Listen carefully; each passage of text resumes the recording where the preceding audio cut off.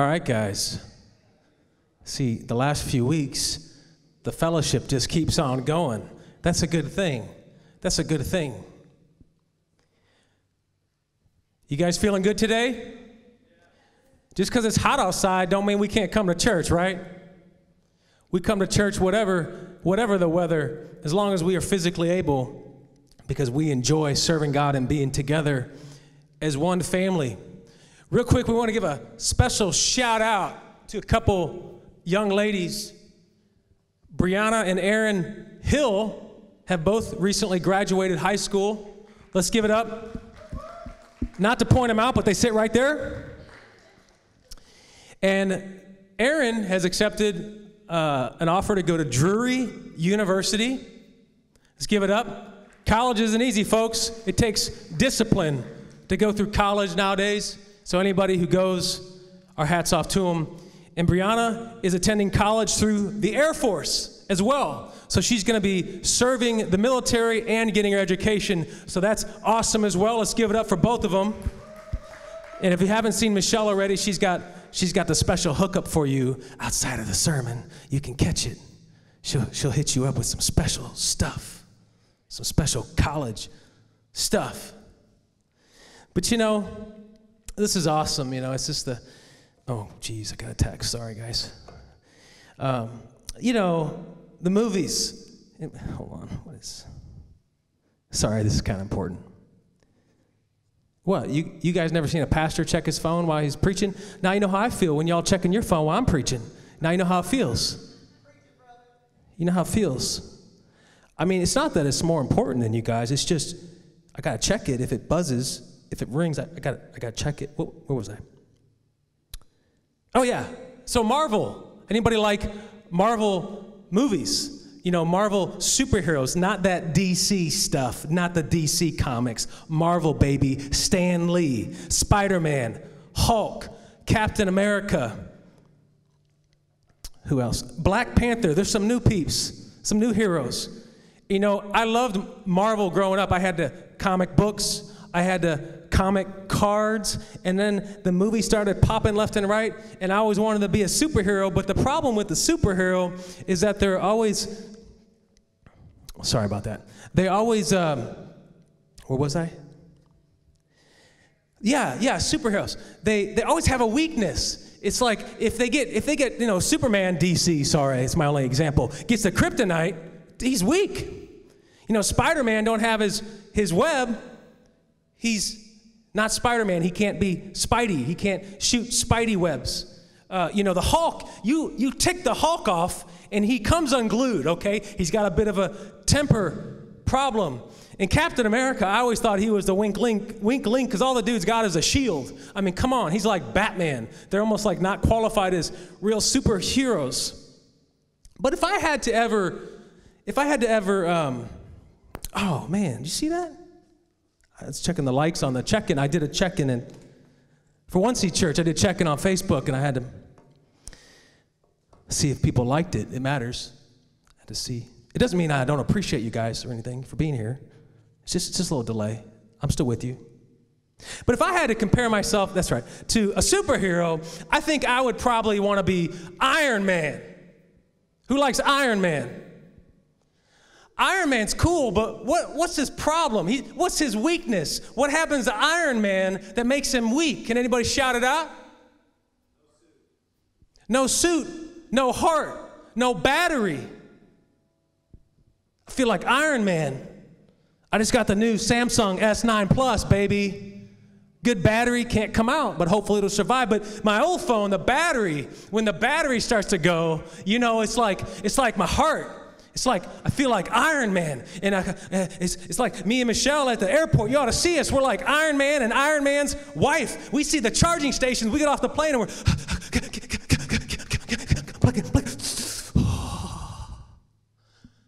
refuel. Anybody else feel like their phone is kind of like their heart? If they were Iron Man, it keeps them going, and without the battery in your phone, what's the point of life? I mean, what's the point, right? It's everything. You got to have battery. I can't leave without my phone. Gotta have battery.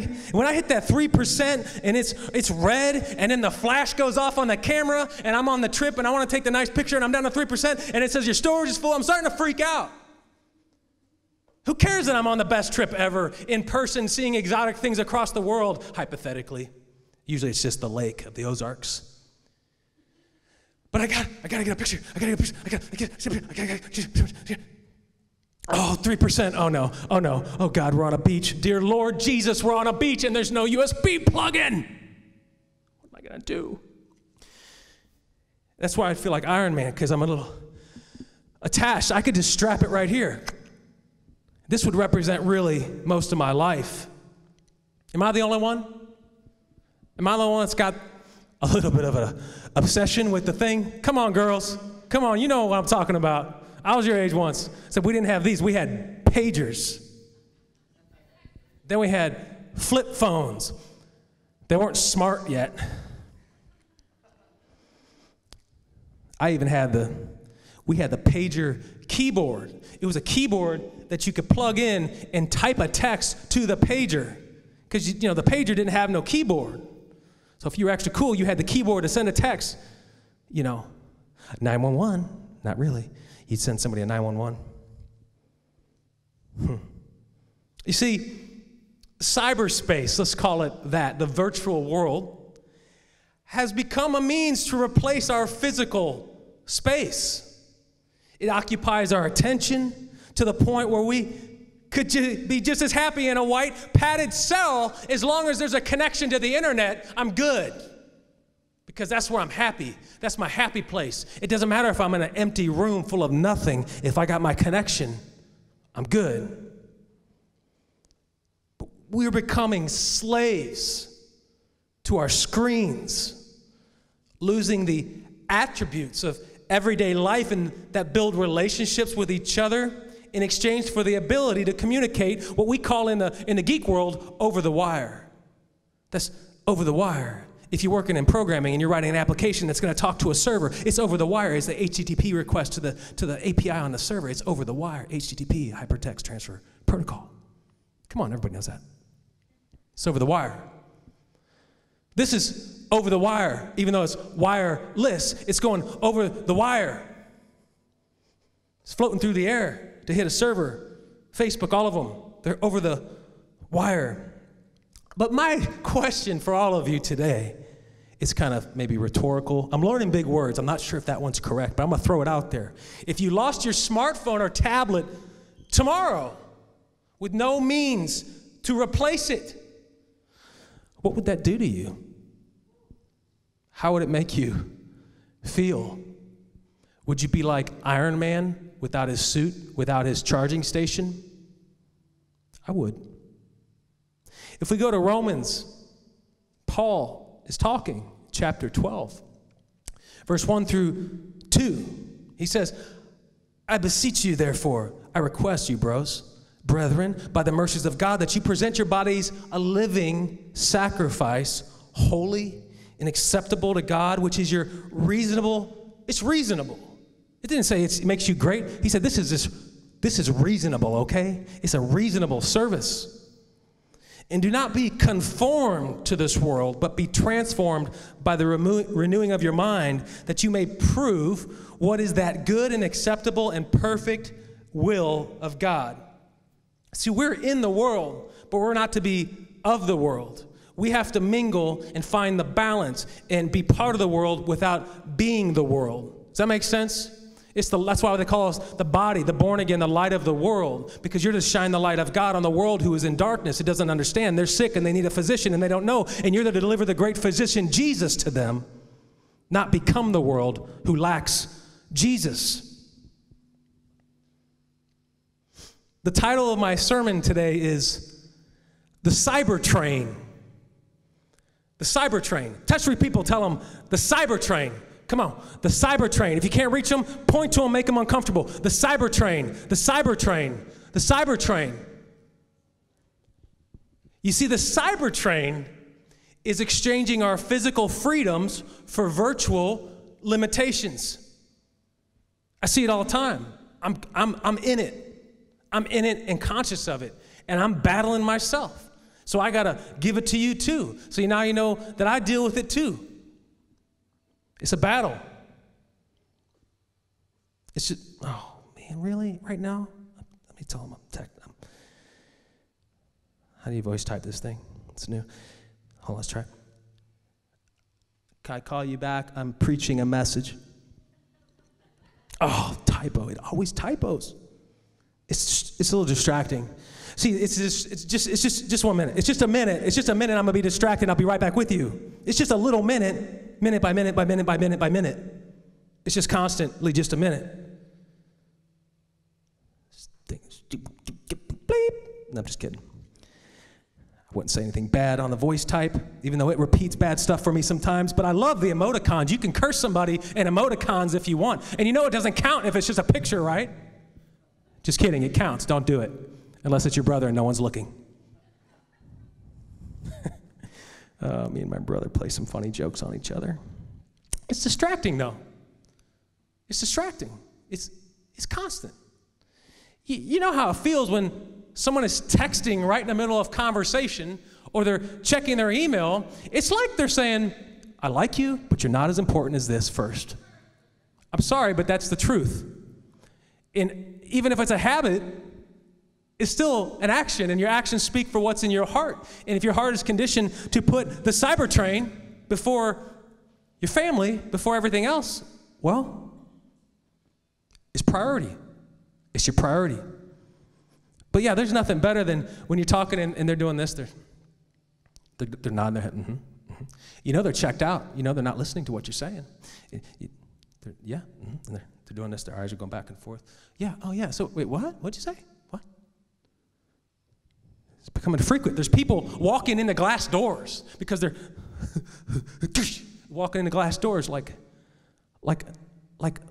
lifeless robots that have losing ability to function as human beings. Like, look up, look around you. There's things around you. Get out of the white room.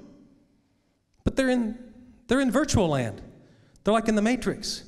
And it creates stress, really. I mean, you got to check Facebook. You got to check Instagram. You got to check your email. You got to check your voicemail. You got to check Pinterest. You got to check Twitter when you wake up, while you're working, at bedtime, in between.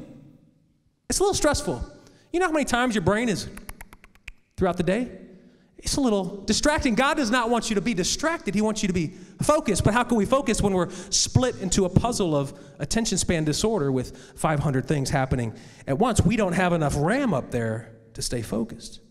I mean, we call them phones, but let's be real.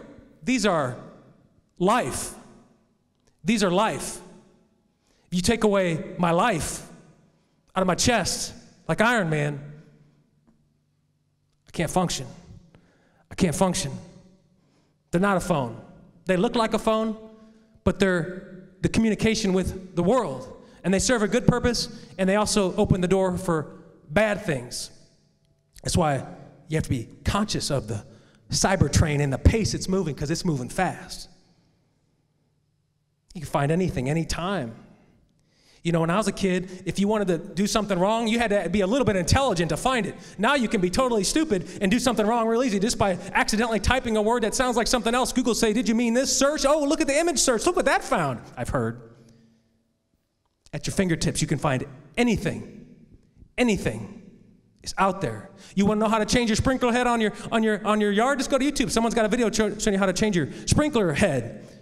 You want to learn all the bad sources of what so-called Christianity is that is completely false? Just Google it. You'll find all kinds of crazy things on what they say Christians believe, and it's just opinion. Wikipedia, it's people's opinion.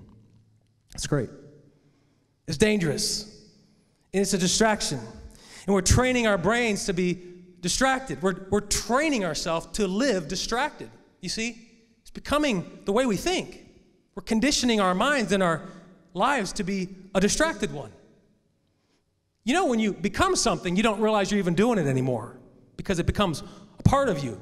It becomes a part of you. Unless somebody points it out, it's like subconscious. But it's becoming life to be just distracted. You're not really able to give 100% to anything when you're constantly splitting your attention into pieces. But yeah, you know, if I find a charger and I'm low, it's great. But maybe my kids are, let's pretend I have a cord. Can you guys see me? Let's pretend I got the cord. I got the 3-footer, you know, the one that comes with the phone. It's never quite long enough. And I got 3, oh yeah, I'm charging, baby, I'm charging. And my kids are over there on the playground. I can't reach my kids. I'll be there in a second. I'm limited. You see, I'm restricted. Well, I'll get a 6-foot cable. Then I can look at it while I'm sleeping in my bed without having to unplug it.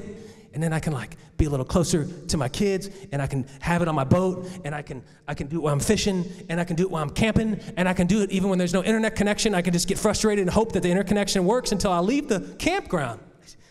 So I'm restricted. I'm like on a leash. I'm on a leash. I'm giving up everything that's going on because I'm waiting. I'm waiting to get my charge, waiting to get my fix. It's like a drug. I'll wait for my drug before I come to you. I want my drug first. Boom. Oh, I shorted my charger. Oh, life is over. You want to see someone get mad? You mess with my wife's phone, you're going to see her get angry. Amen? Sister? You know that's right. Come on now. It's a distraction and it's an addiction. It's bittersweet, though. I have broke my phone on occasion. A couple times out of the box, walked out of my car, dropped it on the concrete. I got to quit calling them phone. I have dropped my life on the concrete and shattered my screen, and I didn't have the insurance, and it made me want to cry because I spent, $1,000 on a phone because they're a ripoff, but I got to have them because it's my life and it's my drug, and I got to have it. It's $1,000 out of my pocket. I got to have it. If they say it's $2,000, I'll find a way because I got to have it. It's my life. It's not my phone. It's my life. Gotta have it. Oh, I gotta have it because of this. Drug addicts say too, I gotta have the drug because of this. Even though they're really addicted, they justify the crack problem. So you'll go, oh, okay, I understand. Go ahead, take it. You need that crack. I get it. I get it. But there has been this remembrance from the past when I have lost my phone for like a minute. And I go, I remember life without those things. What did I do? What did I do? I enjoyed just being around people. What did I do? I'm forgetting that life, you see, because I've conditioned myself so long that I've forgotten. And when I truly don't have access to a phone after I come unglued and I have to wait, till tomorrow for AT&T to ship the factory refurbished one for a fraction of the price, but it's already been broke once and they fix it and they're going to send it to me and I got to wait those 24 hours. I remember wow, there's no stress. I'm still alive. I'm still alive. It's a bittersweet. Sometimes I wish my phone would break and I couldn't get a new one because I'm addicted. And if someone takes the drug from me, then I just can't get it. It's like putting cookies in the pantry. If you put cookies and chips in the pantry, Jeffy's going to eat them in the middle of the night. But if you don't put them in the pantry, I won't eat them. You take my phone, I'll survive. But if you give me access, I'm going to find a way to get it because it's my life. But efficiency is lost. And when you want to serve God, He doesn't want you to be wasteful. He wants you to be efficient because our years are limited on this earth. And you can't be efficient when you're scattered. You can't. You can't be efficient when you're scattered. And this is just another device the devil uses to destroy our focus. Don't get me wrong, they do good things. I'm not preaching against no smartphones. I'm talking about balance, because if you hop on a cyber train that's moving really fast and you don't notice that you need a pit stop, it's going to take you into another dimension of self-desolation. I mean, come on, get on board. Everybody's doing it. All aboard.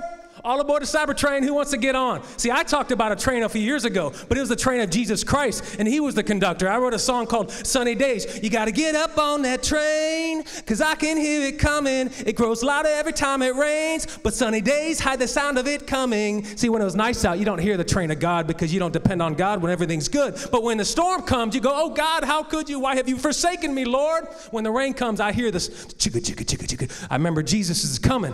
But this is the cyber train, and the cyber train, the devil's driving, and he wants to take you into desolation, and he doesn't want you to get off and remember there's another train that Jesus is driving. He wants you to stay on the cyber train, which is completely virtual. It doesn't even exist. Just like all of his lies. It's a trap. You guys remember Stand By Me, the movie? Nick, you're too young. Boom, boom, boom, boom, boom, boom, boom, boom, boom, boom. And the night has come. It's great. Remember not the leeches scene, the train track. Remember they crossed the bridge? They're crossing a bridge, and they're on a train track, and there's no rails, okay? And they're walking, and there's like 5 or 6 of them, and they're walking, and there's the chunky kid in the back. I forgot his name. Maybe it was Chunk. And he's the slow one. And they feel the vibration, but the problem is they're over a cliff, over a river, and they know that they don't have enough speed to outrun the train. By the time it gets them, it's going to hit them before they can get off that bridge. You see what I'm saying? It's gaining speed faster than they can process that it's coming at them, and they think they can dabble, so they start running, and they all get off the thing. But here's the chunky kid. He just can't go. His legs just aren't good enough because he don't have any muscle fibers, ripped into his muscle, and so he trips, and they got to go. Corey Feldman or one of them go back and help. It was River Phoenix or somebody. They go back and help the little dude that played Superman later in life on one of the TV shows. He got thin and muscular. He was the chunky kid in the movie. But Tim O'Connell, that was him. They rescue Tim O'Connell, and they're running, and the train's going so fast, and by they get off, one of the kids is standing there. He goes, I'm going to dodge the train. I'm going to dodge it. But see, you can't dodge a train that's moving so fast. You're going to get smashed if you dabble with the train. You got to be cautious. It's happening as we're living in it right now. It's moving faster. It's moving faster like a locomotive that you can't outrun, and they just got this close before they got smashed and ended their life because Corey Feldman, the dude with the black rims, he thought he could dodge the train. He was going to stand there and test it, but you can't test the cyber train. It's going to smash you. If you dabble, you got to be cautious. You need balance. I don't care if the world gets on. I'm smarter than the world because I've got the Lord in me, and I'm paying attention. That virtual world can make us forget what's going on right in front of us. It's like a locomotive gaining speed, and everyone's on board, so you should too. But the cyber train is exchanging our physical freedoms for virtual limitations. We're letting it take our family. What do you mean? Well, let me tell you, I don't remember anything. Me, Pastor Jeff, I don't remember anything because I'm doing stuff up here. And then when I'm done doing stuff, it takes a couple more hours for my brain to go, oh, bedtime, kids going to bed. Oh, I can't stay awake. See you tomorrow. Day's gone. And part of my experience is that I'm in and out. I'm in and out of the cyber train, and I'm so busy that I can't remember, and I'm slowly letting it take my freedom. But I'm conscious of it. I see it happening. So now I'm paying attention. And when I see it, the first step to recovery is admitting the problem. And when you step and you see, look at what it's doing to me, and then it's doing to my children,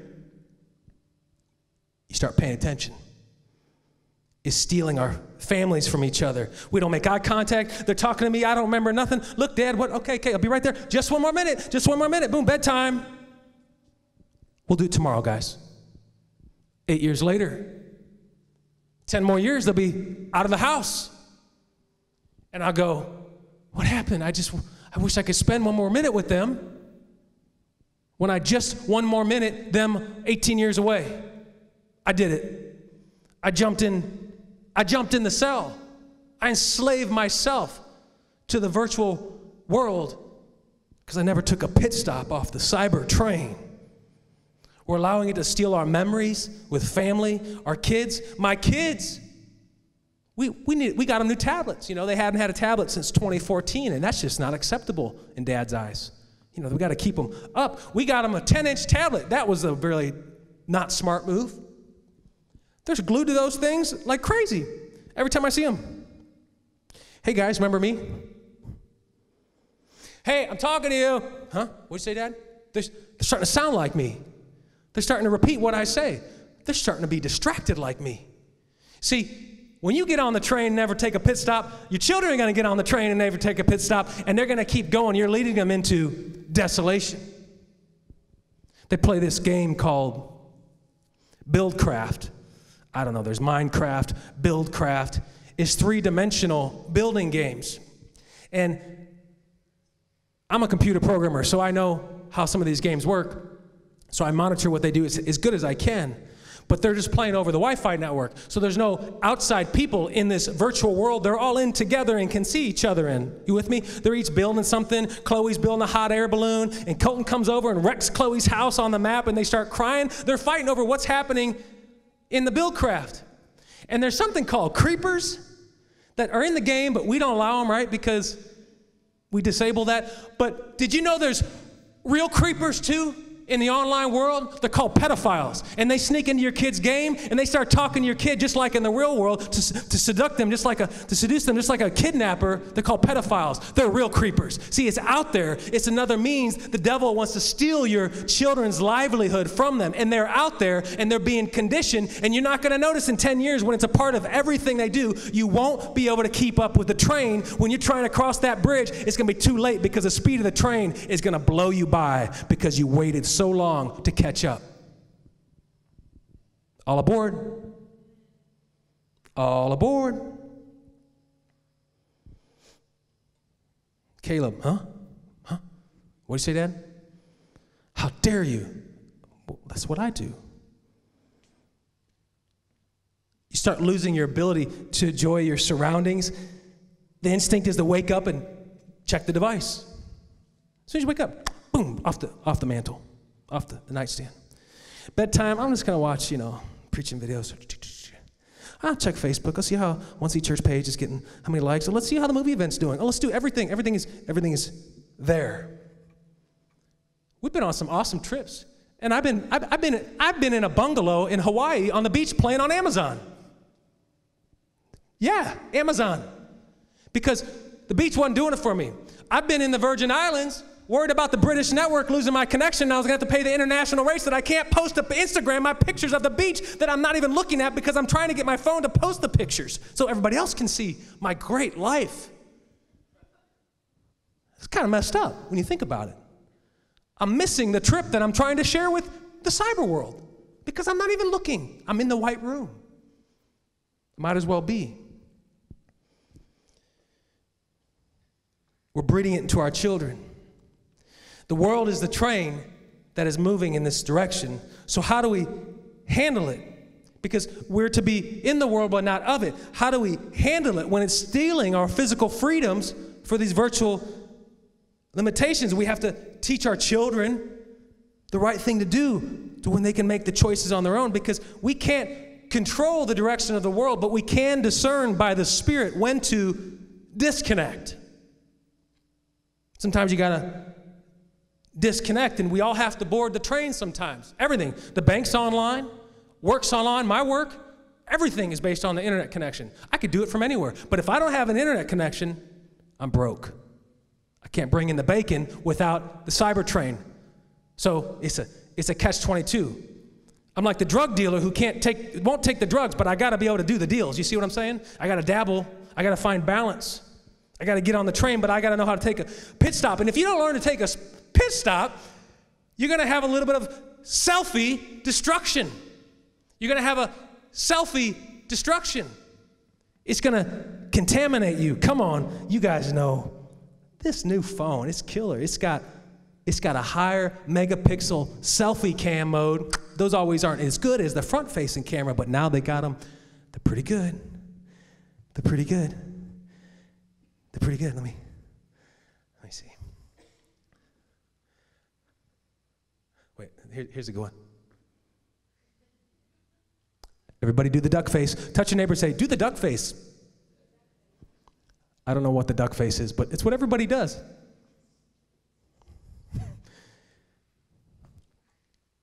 I know someone named George. You guys know George. George is a lot of people in my life. They post like 500 times a day. Hey guys, I bought some stuff at the grocery store. Hey guys, I got this new toilet paper and it's really soft and great. It's 2-ply. We don't want to know what kind of toilet paper you're using. Hey guys, I tried this new broccoli from Trader Joe's and it just really makes me feel good. I feel my body detoxing. No one cares. No one cares. See, they've hit selfie destruction. They're so consumed, they don't even notice that no one cares. I'm sorry, George, no one cares. I had a problem with food. I got into cooking a couple years back. I went from cooking to ministry. It's an easy segue. You see how they connect. And I would post every week. I was cooking and grilling and barbecuing, and I wanted to make the pictures as pretty as I could. I got so into like the artistic visual part of it that I was like going crazy. And then I had to step back, and I haven't done it in a couple years, and I thought, man, no one really cares. Like, I thought they cared because I was having a little bit of selfie destruction. Selfie destruction. What's up, guys? Come on. Hey. Duck face. I'll let you in this world, just not my real world. I'll let you in this world. This is our relationship. It's a selfie destruction. It becomes 100% of the time. Facebook, Instagram, Twitter. You know the person that's so irritating that you see their face so many times when you go online, you got to unfollow them, but you can't unfriend them because you don't want to hurt their feelings. So you just unfollow them. They think you still care, but really you're saying, I don't really care, but I don't want to hurt your feelings, so I'll just unfollow. Now, Instagram's another story. You can't do that. You got to truly cut the cord on Instagram and let them know, I'm not following you, you annoy me. This guy, Pastor Jeff, he posts motivational comments so frequently. Ugh. I've had some people unfollow me because I was posting too much about Jesus, but I don't even care. If that's all I got to share, and if you don't want to hear it, then you don't have to follow me. I've had a lot of people unfollow me over posting about Jesus, pictures, seeds, but you know what? It's okay. We can't be addicted and get into selfie destruction because it brings a false fulfillment. The high of getting the likes, the thrill of the chase, it doesn't sustain because we get that excitement. Oh, look how many likes my chicken platter got. Oh, look how much my barbecue got. Oh, look at this. And that's fun. That's all good. You can do that. I'm not bashing that. I like posting that stuff still. But it became like an obsession to me where it was like every other day. And people were like, okay, we get it. You like to make barbecue. Okay, we get it. You like to make tacos. Okay, we get it. You bought organic to make organic avocado guacamole. Okay, Jeff, we get it. Remember when photos, you guys don't remember, you're too young. You used to have to buy these cameras, they were disposable at Walgreens, and you take all the pictures, and then you get them processed, and then you throw the camera away. But I don't remember a selfie ever existing until just a few years ago. Remember when pictures were just like of stuff? I don't ever remember as a kid, every picture, hey, I'm not bashing it. I do it, okay? I'm preaching to the choir. But I'm talking about George, who does it on everything, every part of their day. It's so consumed, they forget that they have this thing called a real life, a living sacrifice that they're not giving to anybody because they're living in the matrix. It can't qualify to be a real world, and you will find a drought in that world. The culture has shifted. The trend has shifted. And the cyber train is exchanging our physical freedoms, self-propagated, for virtual limitations. And guess what? The culture's gonna go astray from God, okay? Until the end, they're gonna keep looking for weird means to find joy, and it's not gonna work. That's why you got people killing themselves. The richest people in the world, you think they'd be the happiest people in the world? Because they're not finding the well. Their well has dried up. There's only one well that doesn't dry up, and that's Jesus, the living water. In order to be filled by the living water, you have to be a living sacrifice. You have to be different than the world. If you're just like the world, you are the world.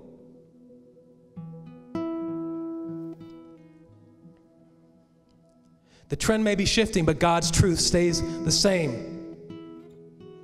And when I hit selfie destruction, I am consumed with myself at this point. I can't post because I'm going to get charged at international rates. This trip's awful. Take me back to Missouri.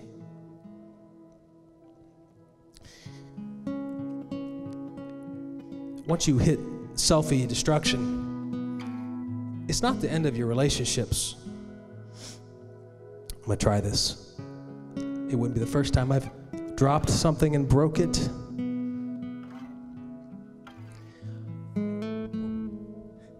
You can be part of my life. I'll get the selfie stick. Now I can fit you guys into my life.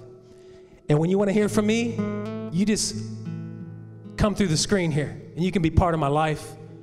And when you want to know what's going on with Pastor Jeff, you just talk to me through here, because I'm not going to know anything about you in the real world, and you're not going to know anything about me. I'm never going to really come see you. I'm never going to spend time with you and build a relationship. I'm just going to like your posts, and we're going to be all good, and we're going to call each other friends. I mean, I could just preach the message like this, and you guys would feel it's just the same, right? I imagine you feel a little cheated if the whole message was my back to you, because I'm preaching to the selfie phone, because you can be part of my world in my cyber world, but you can't be in my real world, because I don't have time for that. This is every day. Every day. We isolate to cyberspace. Praise the Lord, I didn't drop my phone. Thank you, Jesus.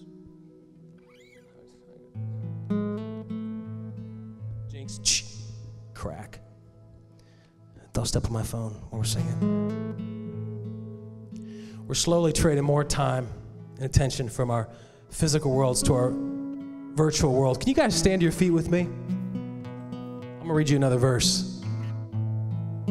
Paul says, present your body as a living sacrifice. I take that more than just literally my body to make it clean as a temple of the Almighty Spirit of the Lord, but my life. I take it as my life. My life here that I'm living should be a sacrifice to the Lord. If I want the living water, I have to give a living sacrifice. I can't do it when I'm 100% occupied on the cyber train. Proverbs 6:22 says, train up a child in the way he should go, and when he is old, he will not depart from it. Do you know what that means, parents? Your kids are going to copy you. They're going to copy you. They're going to copy you when they say things they shouldn't say, like Daddy says at home. That's me. And I go, where did they say that? And I showed it to them. And when they're glued to their phones all day, because Daddy's glued to his phones, and my kids have actually told me, Daddy, are you going to ever get off your phone? We want to play Mario Brothers. Daddy, we want to play with the ball. Just one more minute. Just one more minute. I really, just one more minute. Oh, but let me charge my phone. Let me charge my battery. Let me charge my life real quick. Let me charge my life, and I'll get back to you. I'm teaching them this. Are you with me? I'm teaching them this, that they're going to reciprocate as the way they should go. Train up a child the way they should go, and they're going to do as you show them. You show them hell on earth in your life, they're going to have hell on earth in their life. If you show them love, they're going to have love. If you teach them that treating people like total dirt is the way to do it, guess what they're going to do? They're going to reciprocate. You're going to abuse your spouse. You're going to have a foul mouth. You're going to be perverted. You're going to watch all that trash. You're going to Google all that pornography, whatever it is. They're going to copy you because they saw you do it, and they reciprocate what they know. You're training them one way or another. And if you don't train them in the Lord, the world will train them in the world. But there's a good train. There's a good train. And Jesus is the conductor. And this train doesn't lead to desolation. It leads to the almighty eternal kingdom of heaven. It's the train, and Jesus is the train. And we got to worry about getting on that train. And we got to remember to hear the train is coming. We can't hear the train because we're on another train. And it's so loud and distracting, we forget the train's coming. Except like the song, it says, when the rain comes, I hear it. Oh, God, I love you, Jesus. Why have you done this to me, God? But when the sun comes back up, we're back to partying on the cyber train. Life's good. We forget we ditch him. It's every day. The relationship is every day. It's in the storm, and it's in the good times. It's not when it feels good. We talked about that because feelings come and go. But sacrifice is always, it's a choice. Joy is a choice. Love is a choice. It doesn't matter. You can't excuse the circumstance by your feeling.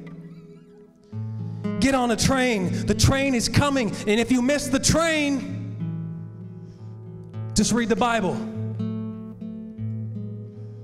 When we let it dominate our day, the devices are great tools, but moderation is the key to anything. And when we let it dominate our day, we are no longer in control, my friends. We start becoming a slave. The emancipation, that's freedom. We become captive to the device.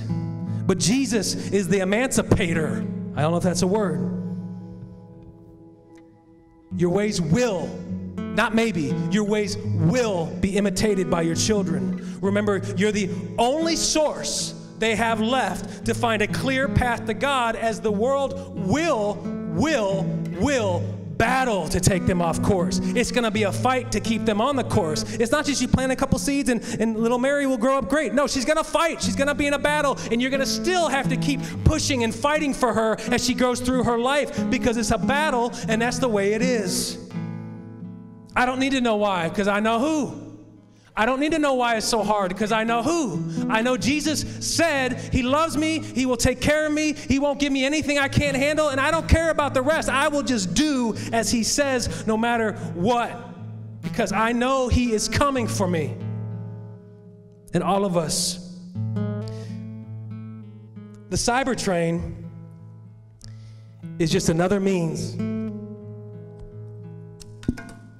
The enemy will try to consume you and your kids if able.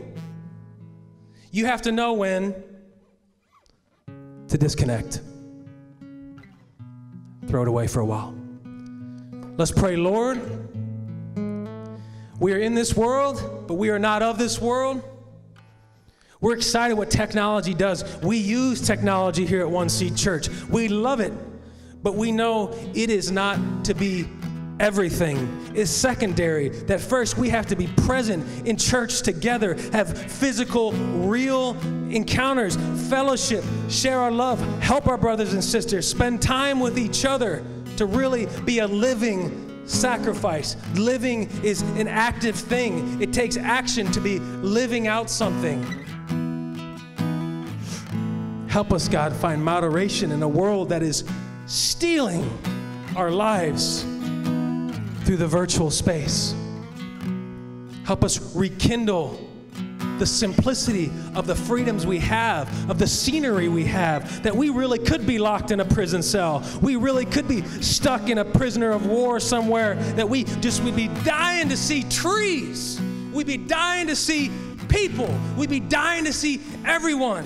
And we remember life before the virtual cyber train tried to take over. Help us go this week in moderation. Help us be balanced. Help us spend time with each other. We ask all these things in the mighty name of Jesus. If everybody could say amen.